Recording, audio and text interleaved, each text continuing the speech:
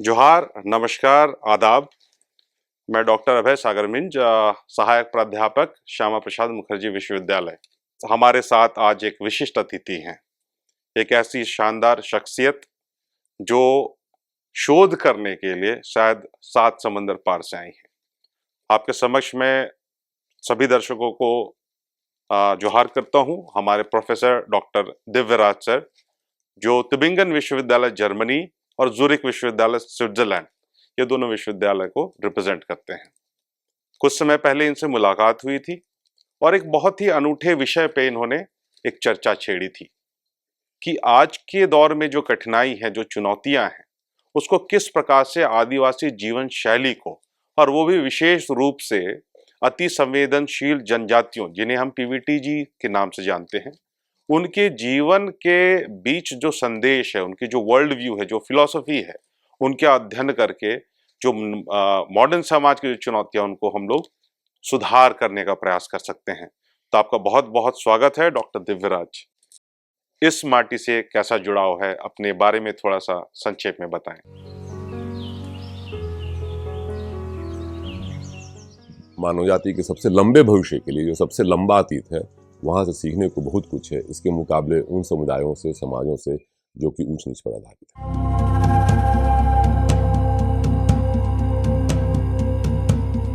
हम लोग अगर वन में ना रहे तो ये सब रहता कुछ नहीं रहता। हाँ, तो इसीलिए हम लोग सीखने के लिए आए हैं कि कैसे आप लोग जीते हैं कि प्रकृति, पेड़, जंगल, जमीन सब बचा रहता है और हम लोग जो हैं सबको खत्म कर रहे हैं।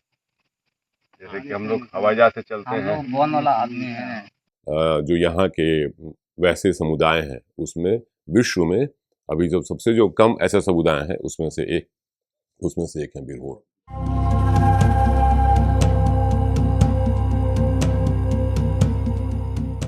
जो बिरहोर की जीवन शैली है, उसके निकट मोटा अनाज खाओ, बाहर समय बिताओ, सूरज में रहो, 3 नीला और 1 हरा बताया जा रहा है। यानी सबसे अधिक आसमान के नीचे रहिए। सभ्यता जैसे जैसे बढ़ेगी, हमारे स्वास्थ्य की चुनौतियां बढ़ने वाली हैं। भारत, दक्षिण एशिया और उसके केंद्र में कैसे झारखंड और आदिवासी समुदाय चले आते हैं, इसी बात पर मैं जोर देना चाहूँगा। बहुत बहुत धन्यवाद अभय सागर मिंज जी और आयोजक और विधानसभा टीवी को भी हमारी ओर से धन्यवाद।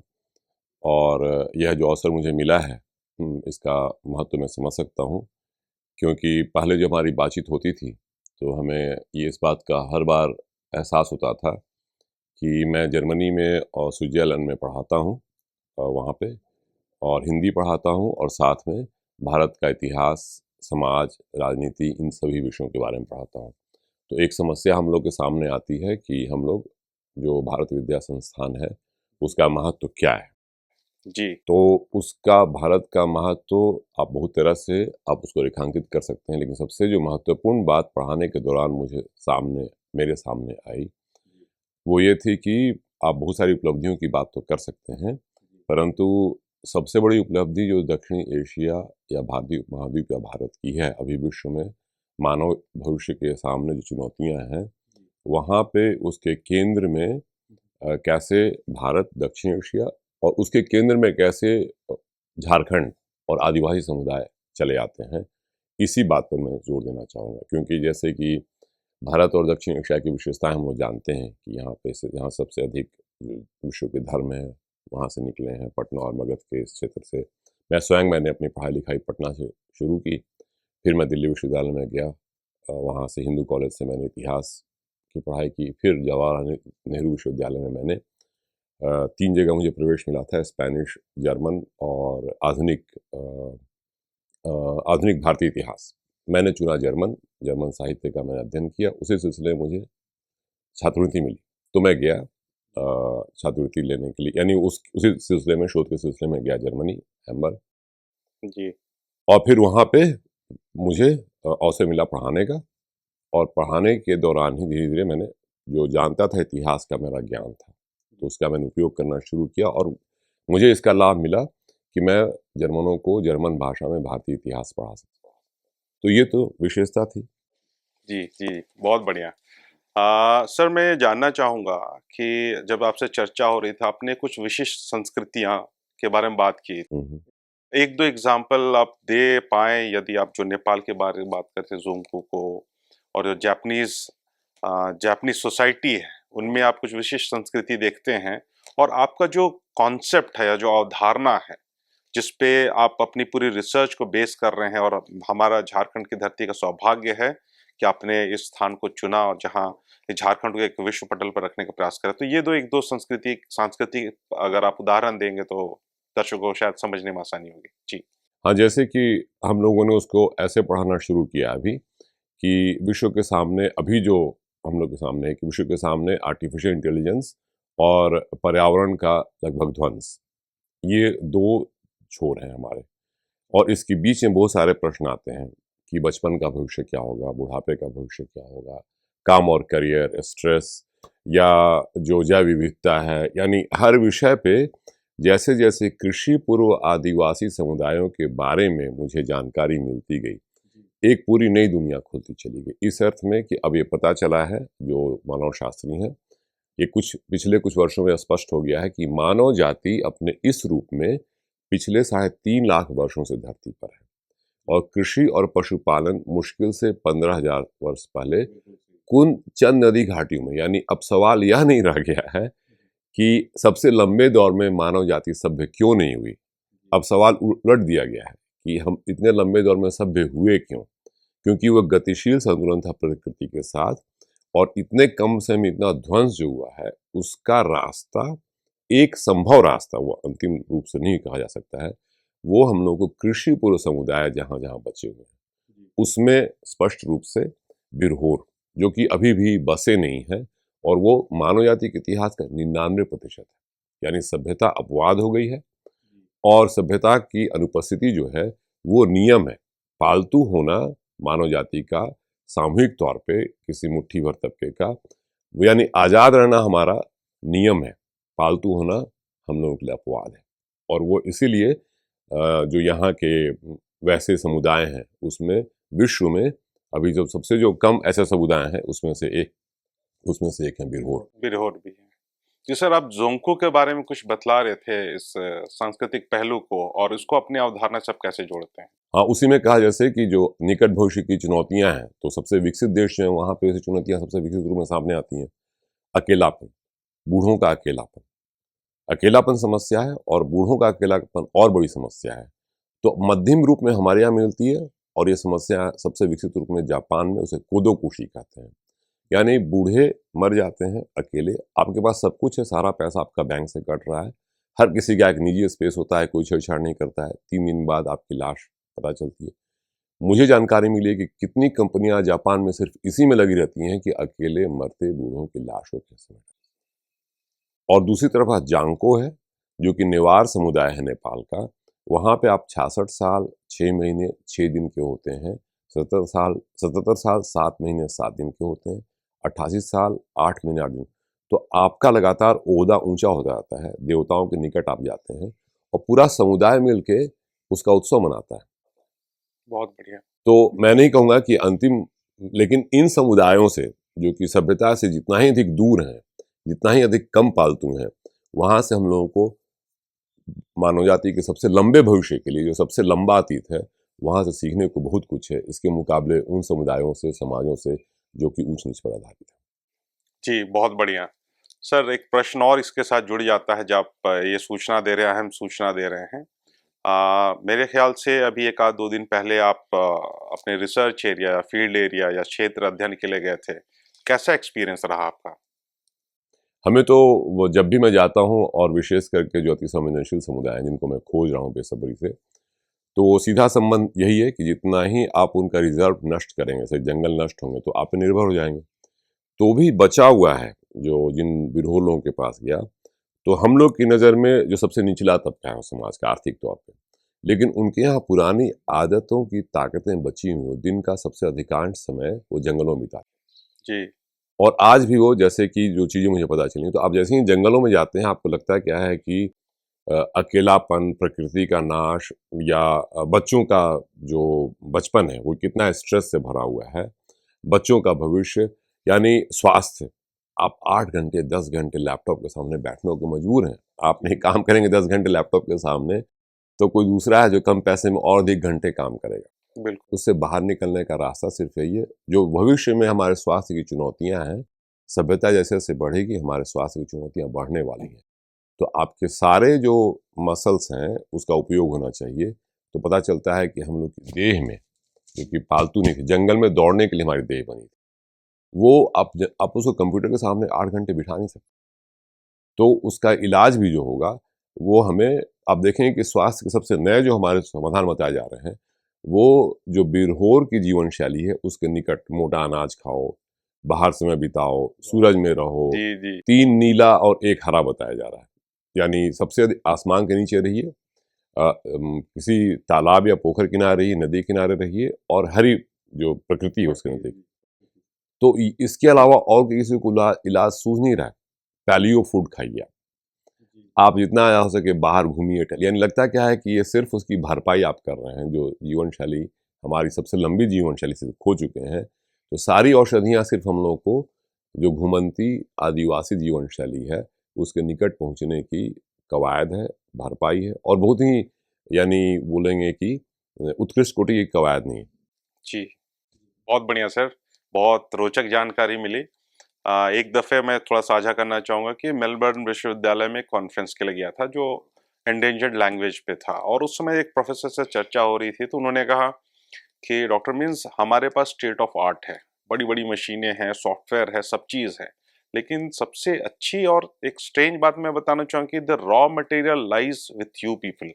मतलब वो कह रहे हैं, आप 7 समंदर पार गए ज्ञान तलाशने के लिए, और वो ज्ञान का खान आपको अब मिल रहा है झारखंड जैसे, जहाँ पे आपने कुछ समय बिहार, अनडिवाइडेड बिहार में आपने समय बिताया, शिक्षा हासिल की।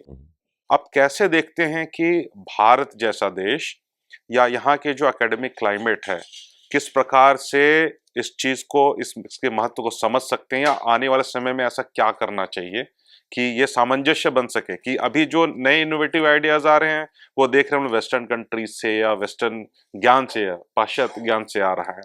तो आप यहाँ के शोधार्थियों को क्या एक संदेश देना चाहेंगे कि उनको भी इस तरह से अपने आसपास, ये तो चिराग तले अंधेरे वाली बात होगी, तो इस पे आप क्या टिप्पणी करना चाहेंगे? नहीं, हम लोगों की स्थिति मुझे लगता है जितना ही मैं झारखंड के बारे में, जितना ही मैंने जाना समझा, क्योंकि मैं एकदम दूसरी तरह से यहाँ वापस आया हूँ, जी।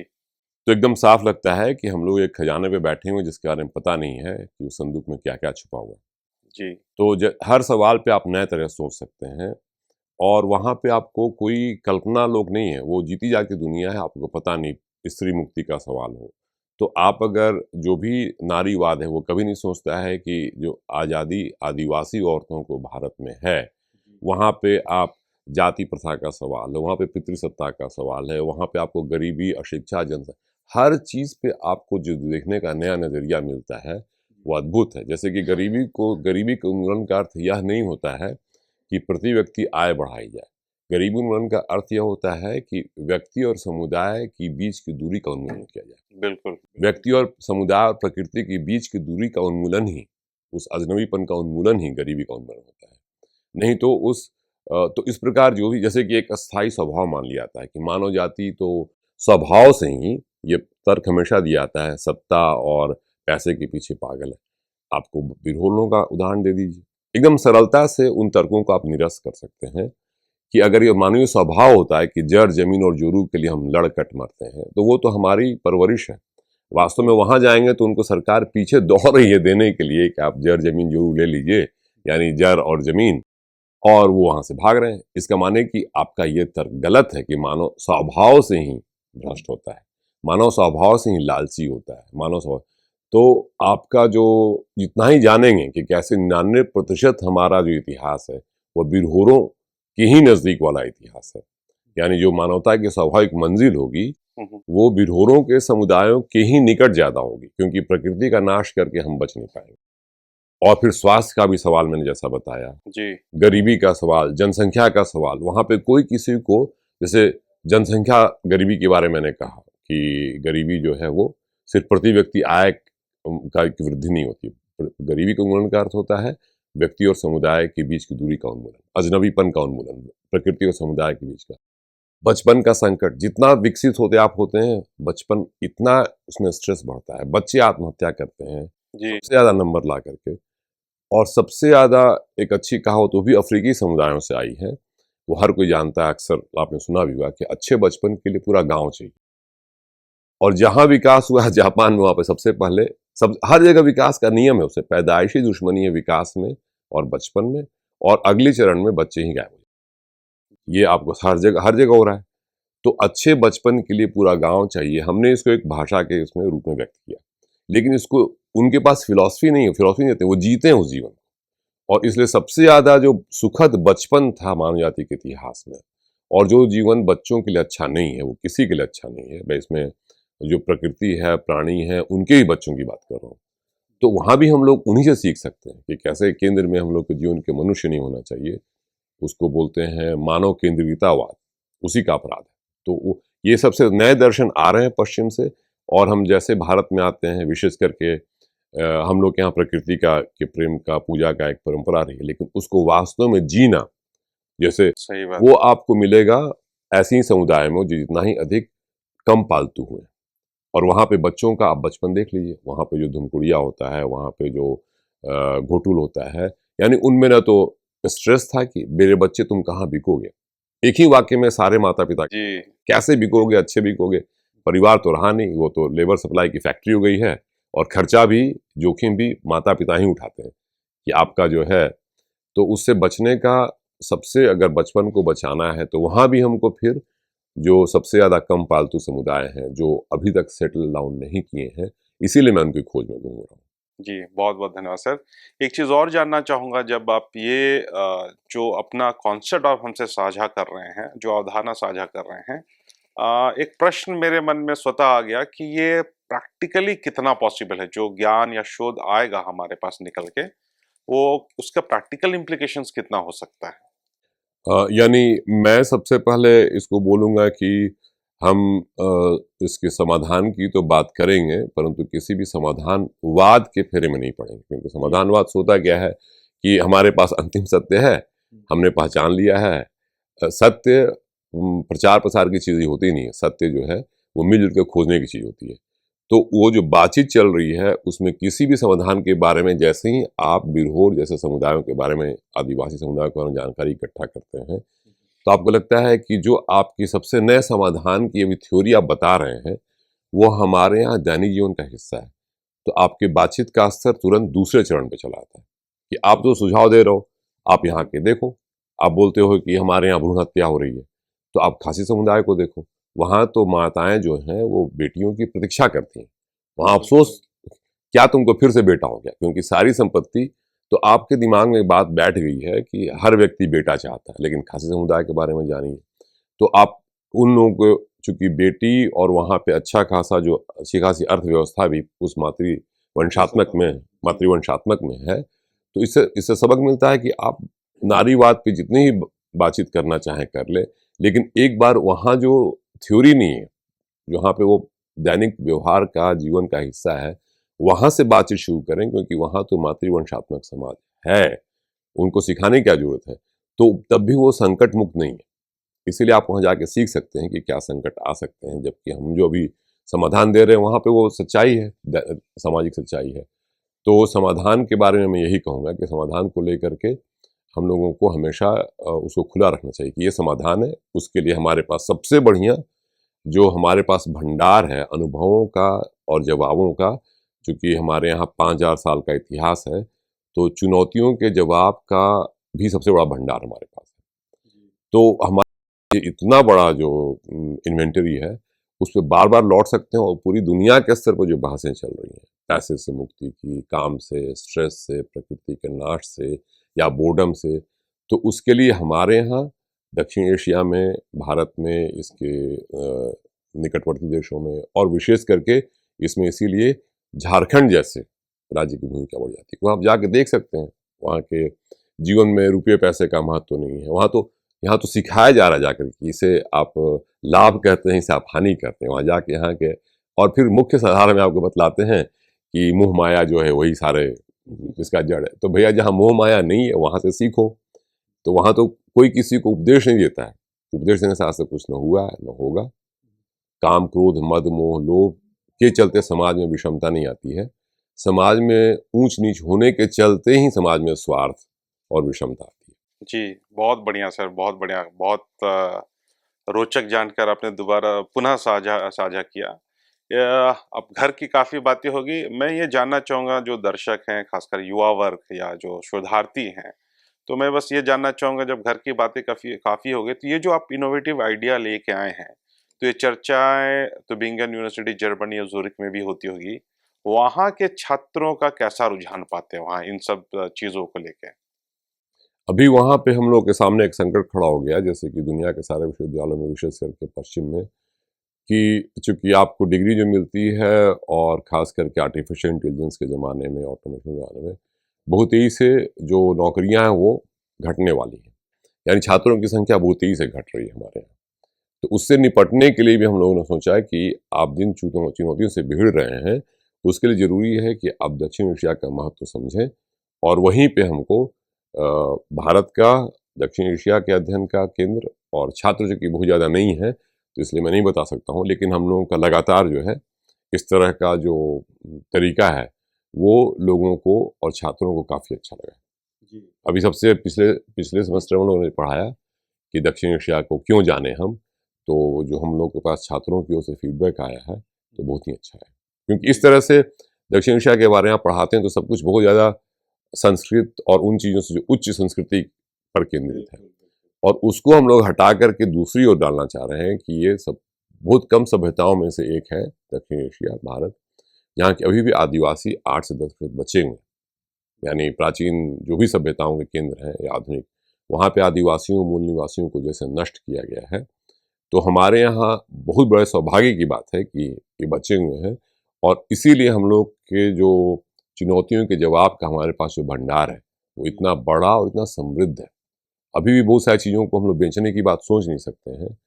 तो असली लड़ाई मुझे लगता है कि पूर्व और पश्चिम की नहीं है, वो सभ्य और आदिवासियों के बीच में। यानी ऐसी संस्कृतियाँ जो कि हर चीज़ को बेच देती हैं थोड़ा बहुत आगे पीछे समय लेकर के, और वो जिनकी भाषा में ये क्रियापद है ही नहीं, खरीदना बेचना क्या होता है। और हम भी लोग क्या था मुख्य धारा में लोग बोलते थे कि दूध बेचा यानी पूत बेचा। अब कुछ दिन में हम विकसित हो जाएंगे तो हवा भी बेचेंगे। कुछ दिन पहले पानी बेचने पर हम लोग हंसते थे, जी। लेकिन यहाँ से बचाएगा कौन हमको? वो जो एकदम ठोस दैनिक जीवन का हिस्सा है, आप बिरहोर और असुर, इन सारे समुदायों के पास जो इतिहास है, परंपरा है, उसके केंद्र में रुपये पैसे का महत्व तो सिर्फ हाशिए पर होता है। जी। वही हम लोग को सिखाएंगे। यानी मैं नहीं कह रहा हूँ कि वहाँ से अंतिम समाधान मिलेगा, लेकिन मैं ये बात जोर दे के कह रहा हूँ कि वहाँ से हमारी बहस का स्तर अचानक बहुत ऊंचा उठ जाएगा। जी, बहुत धन्यवाद। सर, चूँकि अब आपकी रिसर्च अब शुरू हो गई है, काफ़ी पहले से आप कर रहे थे, लेकिन अभी फ़िलहाल में जो अभी इन्हें ब्रेक लेकर पुनः शुरू किया है, तो अभी झारखंड में आगे आपका क्या प्लान है और किस प्रकार से आगे बढ़ना चाहते हैं?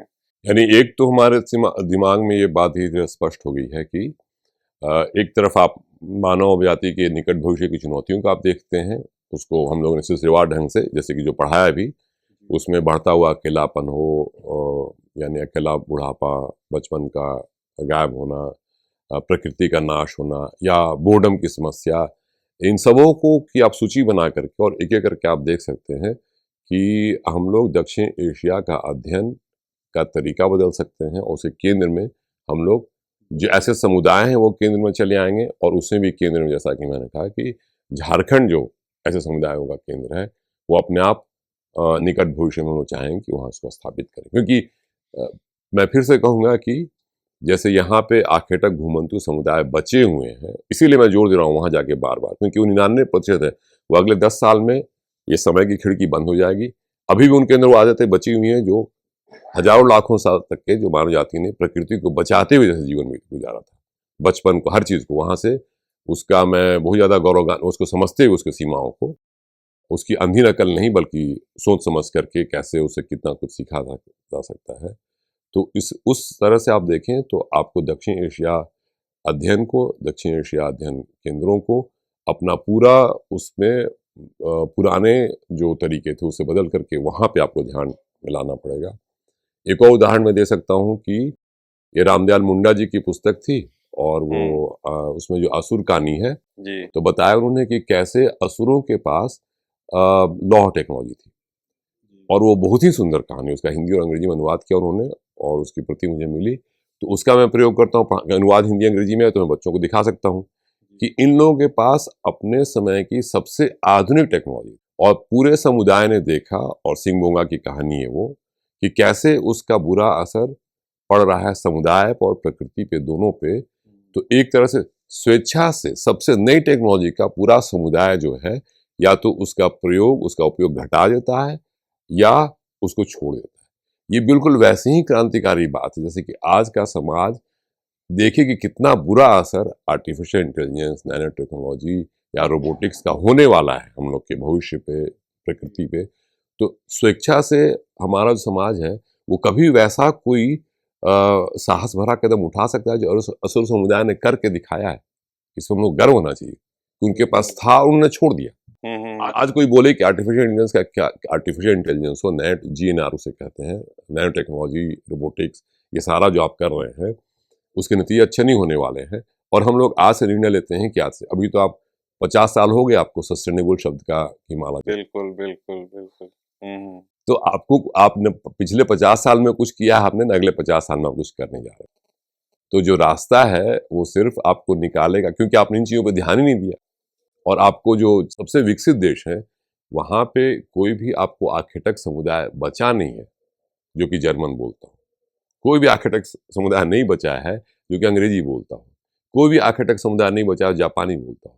ये हम लोगों का महान सौभाग्य है कि हिंदी का, मलयालम का, तमिल का, कन्नड़ का, तेलुगु का एक रूप अभी भी बिरहोर या चेंचू या एरवा या यानी जो इरुला, यानी जो वहाँ के समुदाय हैं जो अभी भी कृषि के नज़दीक नहीं आए थे या बहुत कम हाल में आए हैं, उनसे हम लोग एक तरह की मलयालम, एक तरह की हिंदी में सीधा संवाद कर सकते हैं।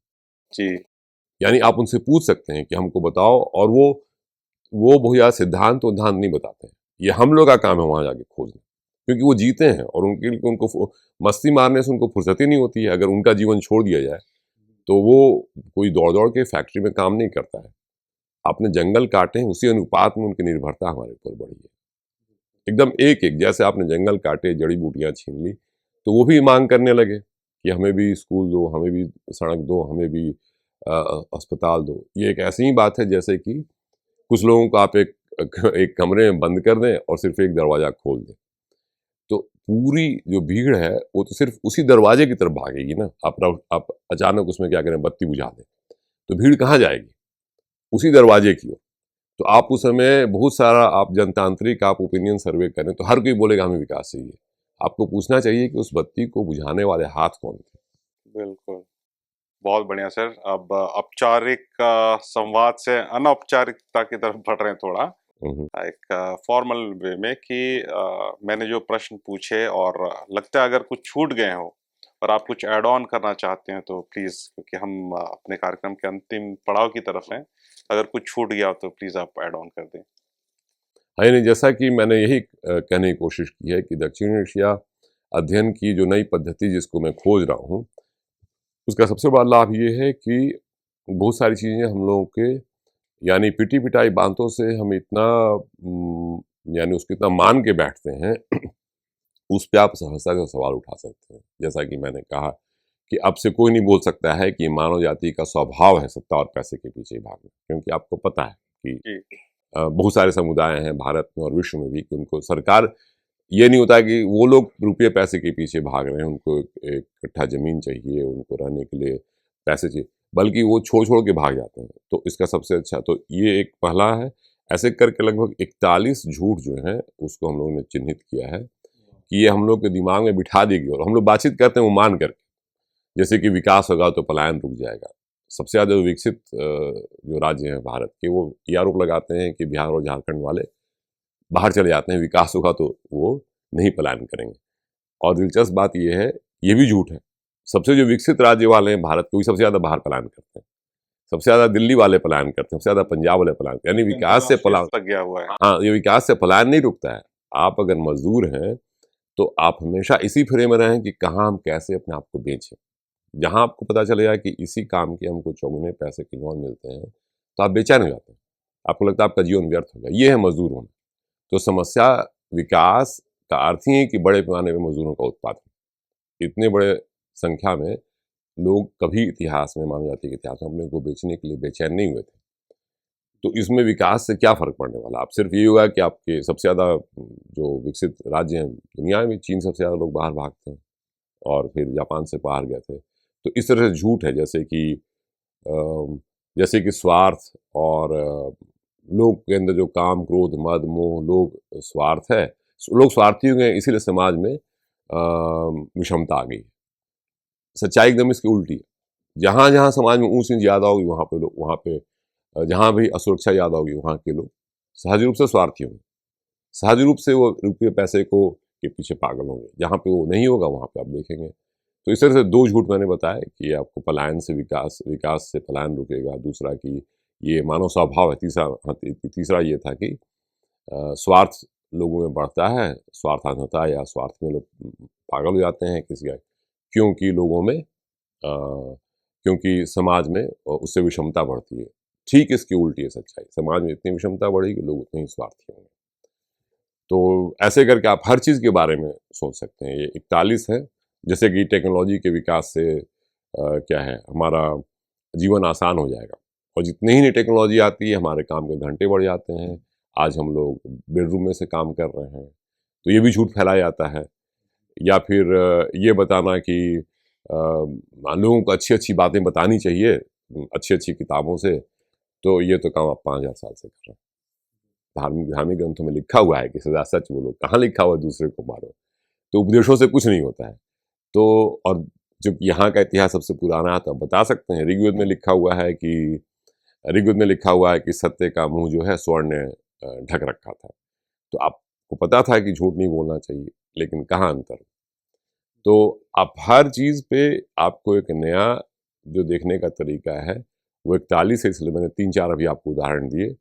तो इस प्रकार आप जब भी चाहें आपसे हमसे संपर्क कर सकते हैं।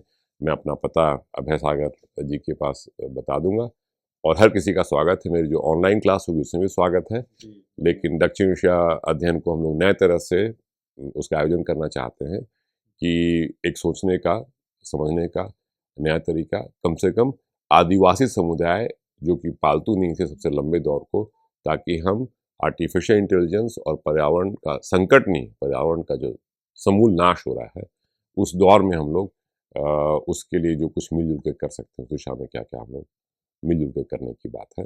जैसे कि सत्य की प्रचार प्रसार की चीज़ नहीं है, मिलजुल के खोजने की बात है। जी धन्यवाद। और कार्यक्रम की हम लोग अंतिम पड़ाव में है, लेकिन मुझे लगता है एक सूचना और थोड़ी सी एम्पलीफाई होनी चाहिए थी, थोड़ी छूट गई कि डॉक्टर दिव्यराज जो वहाँ से कोर्स करा रहे हैं, उन्होंने हमें भारत से भी स्टूडेंट्स को जोड़ने के लिए आमंत्रित किया था। तो यहाँ के भी शोधार्थी जो झारखंड में हैं, चाहे यूके में पढ़ने गए हुए हैं जो सरकारी कार्यक्रम के तहत, या भारतवर्ष में कहीं भी हैं, तो आप सूचना शायद मैं कहूँगा कि जो हमारी टीम है झारखंड विधानसभा टीवी की, कहीं नीचे वो ईमेल एड्रेस और फ़ोन नंबर फ्लैश कर देंगे। और दूसरी बात, हम बहुत आभार व्यक्त करते हैं कि आपने जो एक सोच हमारे सामने आज साझा किया है, वो कहीं ना कहीं अगेंस्ट द स्ट्रीम जाने वाली बात है। हो सकता है ये अभी बहुत चीज़ काल्पनिक लगे कि सर जो कह रहे हैं ये थ्योरेटिकल ऐसा लग रहा है, प्रैक्टिकल में क्या होगा, या जो हम कह रहे हैं कि आदिवासियत को जीने की बात हो रही है, वो शायद इतना आसान नहीं होता जितना कहने में लगता है। और कार्यक्रम के अंत करने से पहले माननीय मुख्यमंत्री श्री चंपई सोरेन जी का ट्वीट मुझे याद आ रहा है। जिस दिन उन्होंने शपथ लिया था, उन्होंने कहा था मिस्र के फारो से लेके मेसोपोटामिया और तमाम सभ्यताएं आई, अपने चरम शिखर तक गई और फिर वो विलुप्त हो गई, लेकिन ये आदिवासी समाज ही है जो आज तक जीवित है। और वो आज तक इसलिए जीवित है क्योंकि वो कहते हैं कि वो प्रकृति में अपना जीवन ढूंढता है, प्रकृति को आत्मसात करके चलता है।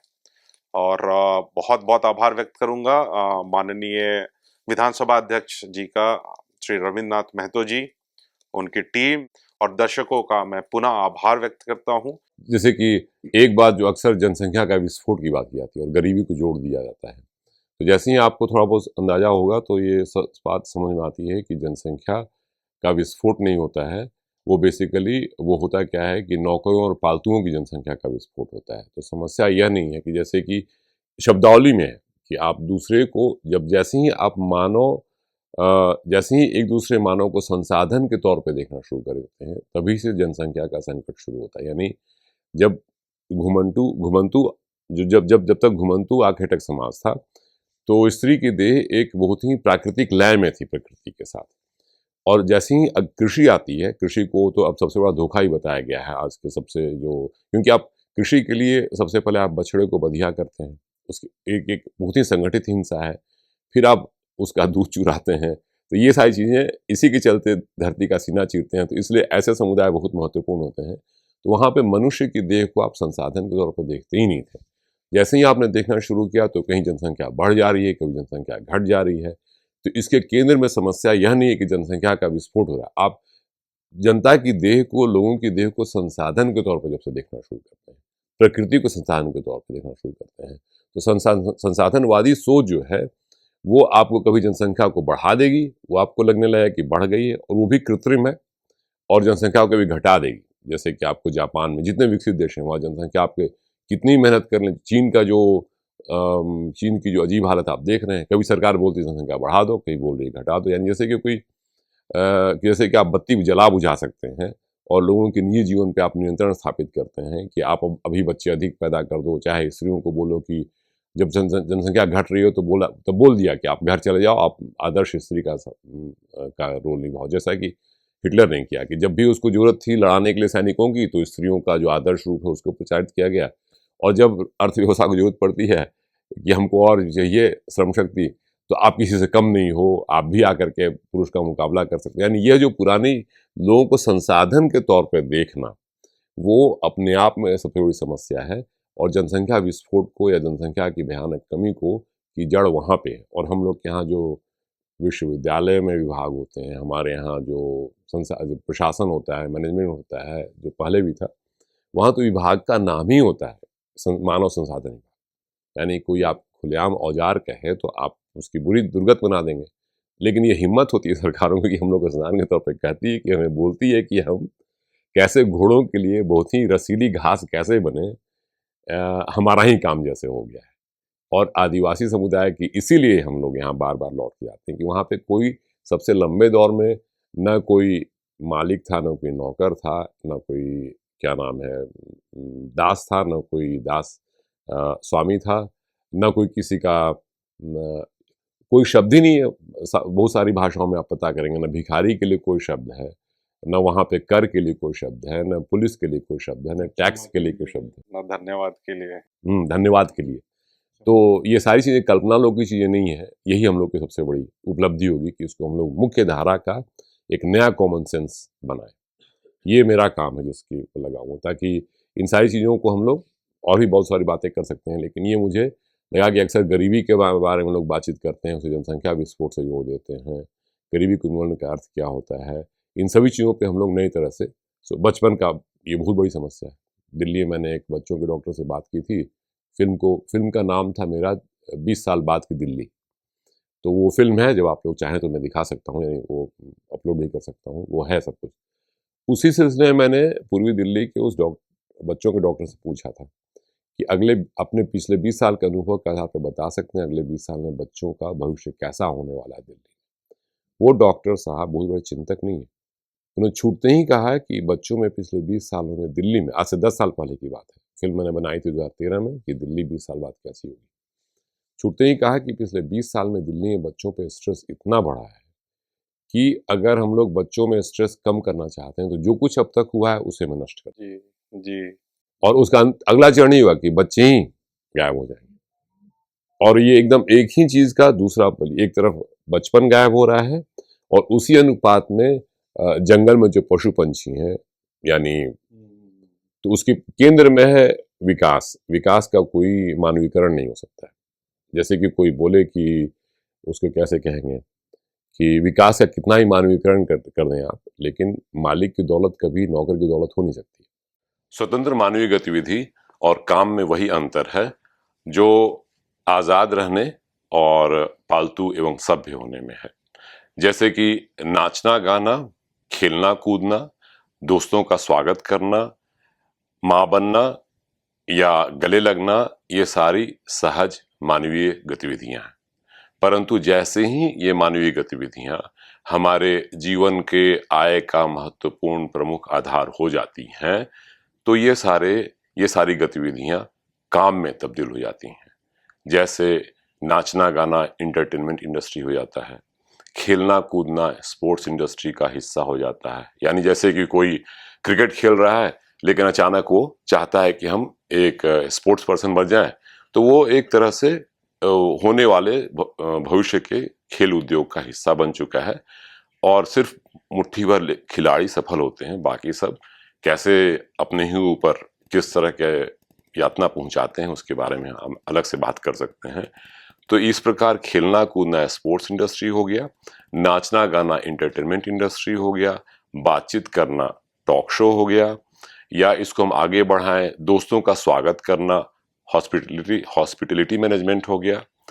तो ये सभ्यता का इतिहास है लगातार मानवीय सहज स्वतंत्र गतिविधियों के काम में तब्दील होने का। और तब आपको बाहर के किसी शत्रु की आवश्यकता नहीं होती है। आप एक होड़ में लग जाते हैं दूसरों को पीछे छोड़ने के लिए, अपना ही गला घोंटने के लिए आप अकेले काफी हो जाते हैं, क्योंकि फिर वो उद्योग बन जाता है वहां पे जो सबसे कम समय में सबसे कम पैसे में उसको बेहतर तरह से कर सकता है, वो आपसे आपकी जगह छीन लेगा। ये सिर्फ थोड़ी आगे पीछे हो सकता है समय में। तो इस प्रकार यह भी झूठ फैलाया जाता है कि वर्क लाइफ बैलेंस जैसी कोई चीज संभव है, क्योंकि आपके हाथ में ये है नहीं। आप जो होड़ करने वाला है उससे दया माया पे आप निर्भर हैं। इसी प्रकार सबसे नई जो मानवीय गतिविधियां काम में तब्दील हुई हैं वे हैं मां बनना। वो अब हो गई है सरोगेसी इंडस्ट्री, और किसी के गले लगना उसका नाम हो गया है प्रोफेशनल कडलिंग। इसीलिए अंतर काम और सभ्यता एक तरफ है और आजाद स्वतंत्र मानवीय गतिविधि दूसरी तरफ है।